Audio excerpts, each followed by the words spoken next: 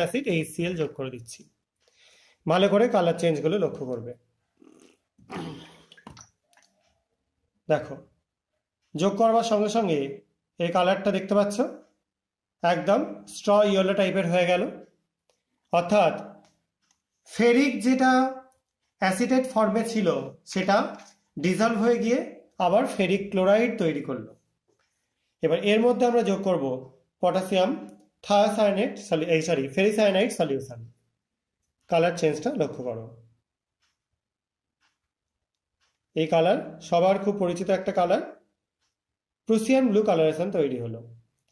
এবং এটা থেকে আমরা বুঝতে পারলাম আয়রন প্লাস্টিক স্টেটে থাকলে অবশ্যই তারা এই পটাশিয়াম ফেরোসায়ানাইড সলিউশনে রেসপন্ড করবে। এটা ছাড়াও অ্যামোনিয়াম থায়োসায়ানেটেও করতে পারে, এটা আমি করে দেখালাম না আজকে, আবার কোনো না কোনো পরীক্ষায় সেটা করে দেখাবো।